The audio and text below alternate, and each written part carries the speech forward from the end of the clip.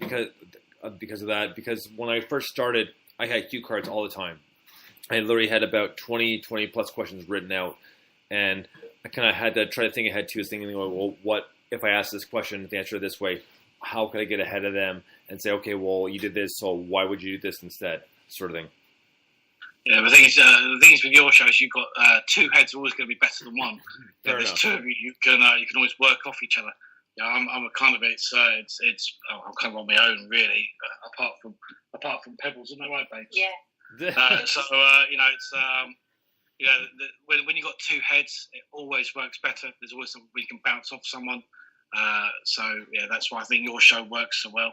No, very true. No, but at the same time too, is I have done on my own. I did on my own for a while before things really got started. Because just looking on Facebook alone, when I give you these memories, and I look back, and I said 2012 was like, holy crap! I mean, that was like, NMS has been going strong for about 4 years roughly. But the first little bit, I was doing interviews by myself, more or less, kind of getting experience because I did high school radio when I was living in the U.S. for about 6 years, and it kind of gave me a little bit of like taste of it. And just that alone, I kind of went into it. But things I've watched and listened to so many interviews, I've kind of did my homework sort of thing, like kind of listening thing, like where can I go from there? What are the kind of routine questions that I shouldn't ask because they were asked one too many times, that sort of thing. And I'll tell you, Stuart, my most proudest interviews was a guy named Joe Burt, and Joe Burt played with Black Sabbath in '82 for the Clown Heaven and Hell tour for about 2 months. And he put out a solo album. I got to talk to him, and man, I was beyond nervous, but he was one of the nicest guys ever. And wow, I was really impressed because he's actually, he lives in South Bath, so close to Forgotten Bee, actually. But because that's almost like it's like you're reaching out to someone that's achieved so much, and that's when it's different when you find that you meet a guest that is a little bit further. I think you draw into that passion, and it's a time constraint as well. That to find the time to look further into these musicians' careers, because some of them have had absolutely fantastic careers, and that then opens up questions that you wouldn't normally ask. Right.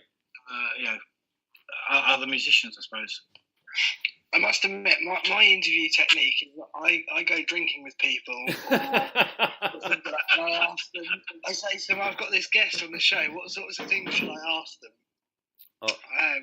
And they come up with things. I had a great one this week. In fact, I'll do it now. We're at the point where I can do my random question, if that's all right with you, Bainesy. I'll ask Stuart my random question. Well, I've got a couple, but I'll ask one now. So I was talking to my mate, someone I work with actually this week. I've only just, I'm 3 months into my new job, and just to set the scene here, so I went out with a group of people I hadn't been out with before in this job. We went for a nice meal, and then we went to a pub, and then apparently it was me that asked the barman where the nearest club was, and we ended up in Plymouth's most famous gay bar until I think it was 3:30 in the morning. Before we all went home and got up for 8 o'clock meetings. So it was an exciting way to make my mark on the job. But the question that someone suggested I should ask, they said, well, look, it's nearly payday. And they said, I looked in the cupboard the other day and all I had was a packet of crackers and some cheese in the fridge. I thought, that's a very depressing meal. They said, you should ask him, what's the most depressing meal you've ever had? So, go on, what's the most depressing meal you've ever had, Stuart? The most depressing of a meal? I think I've had to stoop so low that before I've had to have one of those put milk and water into a pasta meal that you have to boil up. Oh yes. I actually got brought a pot noodle today for lunch. Wasn't that right, babes? Noodles, that's not depressing. They're exciting. You never know. It was curry flavour, and he loves them. There you go. I mean, what's more exciting than curry and noodles? Come on. Well, it all depends how you do the pot noodle, really. But it was like I think the pasta boiling a bag pasta meal was probably a low point in my life, to be truthfully honest. So. The other random question I got, that was very insightful, though. I think you did. You touched inside and touched my soul there with that one. I feel like I've really got into the heart of your creativity. Well, the other question I got asked. Mike, hold on 1 sec. Just because you asked that question, since Pebbles talk, Em's going to talk to you. Your worst meal ever. can't think of a worse meal off the top of my head. Oh, come on. It's got to probably be something instant noodles too. Yeah, I don't like instant noodles. There's so much hate for the pot noodle. I love it. All right, go ahead, Mike. Sorry. Okay, on pot noodles, just to, seeing as we're doing this now. So I said to Kate, my wife, the other day, I said, I'm going to go and shop for some dinner. She said, oh, yeah, what are you going to get? I said, I don't know, I was thinking about getting something like a pot noodle because I haven't had one for years. And she looked at me like I was the most disgusting human being on the planet. She's like, you're not getting me a pot noodle. What? What's wrong with that? I was like, I might have a chicken one or no, absolutely not. So I ended up going out and spending a tenner on some fancy shit. I was like, I could have done with a noodle and some hot water. It would have been fine. Anyway, just as well. Yeah. So the other question that one of my work colleagues suggested was, and I think this was framed around a conversation about Harry Potter because I've only ever seen the first one. But the question was, if magic was real, what spell would you try first? Well, I'd just like to point out that I've never actually watched any Harry Potter films. Not a single one. I've not read a book. I have managed to escape the whole lot, to be truthfully honest. It was all right. So, and Paul Daniels is no longer with us. So as far as I'm concerned, magic doesn't exist anymore. So. Is that your answer? I love it. Well, you know what? Yeah, I think so. Sorry, no, Em just spoke up and she goes, worst meal ever. Our very first date, we ordered pizza, and for some reason it came with no sauce on it. So I would have sent it back. Yeah. Well, we were a little hungry because of alternates. I'm not going to mention it on air, but you know what I mean. So, it's the first date, yeah, obviously. Yeah, you want to, right. Yeah, you don't want to keep making complaints on your first date, so I understand that. That's It was a very good first one, so I'm not going to complain at all, regardless. So. Well, you're still here. You're still together, so it must have been a damn fine first date. Absolutely, no, for sure. Yeah, no. We're bordering on some phrasing here. Just, I think we should play a song before this conversation spirals out of control. And she's even looking at me like you guys, seriously? Everyone shut up. Back to yeah, I think some women don't know how lucky they are sometimes, to be honest, but that's another story. So.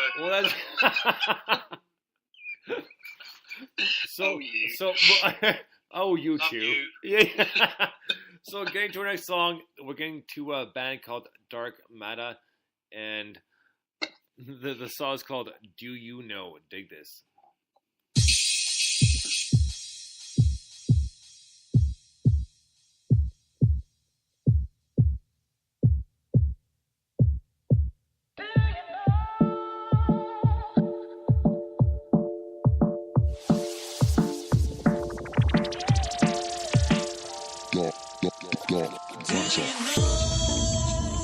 Where you belong? Do you know what's right or wrong? Choices made, transparent lies. Sometimes life ain't black and white.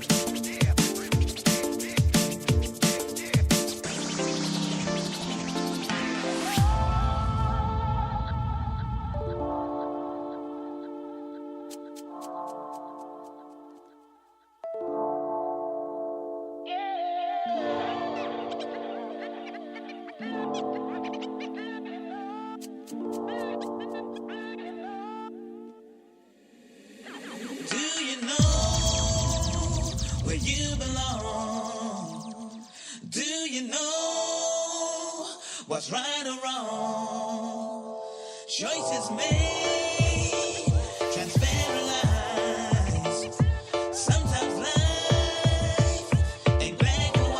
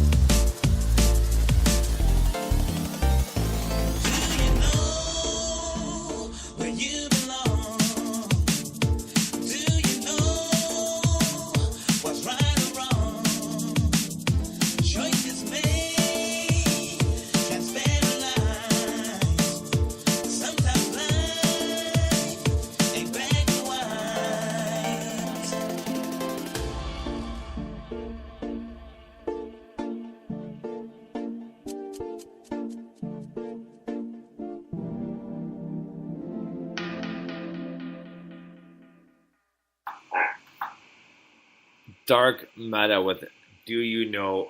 No, that's a great electronic tune. We haven't heard a song like that in a while, at least that consistency.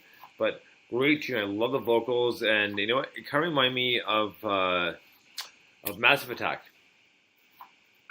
Yes, the one that Eastbourne Massive. You know, they are absolutely outstanding. That's coming straight out of Eastbourne. Oh my God, they're awesome.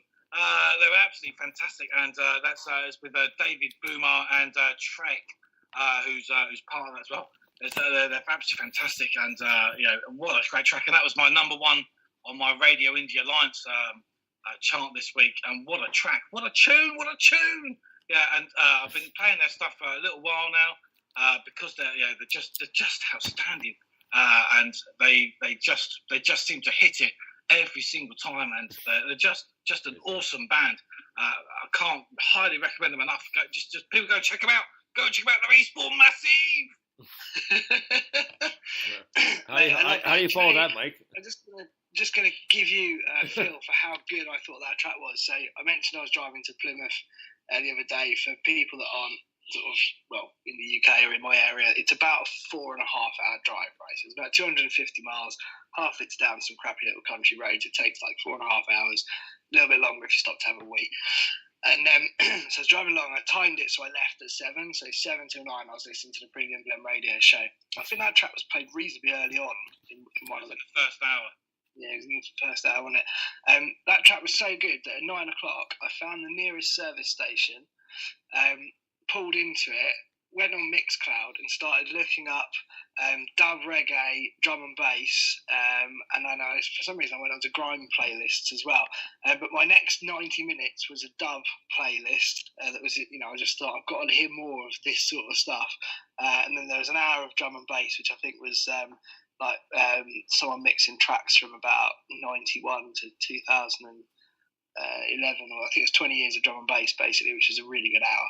And then I randomly got onto grime, but that's how good it was. It inspired me to go and find loads of stuff, because I particularly remember an all-night rave in the middle of a field once where there was kind of, you know, we went to check out, you know, some bands that were playing early in the evening, and then there was an indie tent, but I sort of separated from everyone and ended up how can I put this, off my face to the point where I bought, I think, 200 glow sticks from someone that I wanted to sell on to other people. We've all been there. There's no shame in that. Yeah, but I ended up, I bought them for 20 quid. I was trying to sell them for £1 each. Oh my but God. anyway,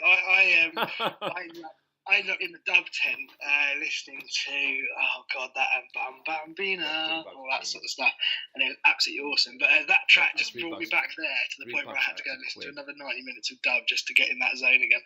So yeah, awesome. That's how much I love it. That's a massive compliment if the guys are listening to that.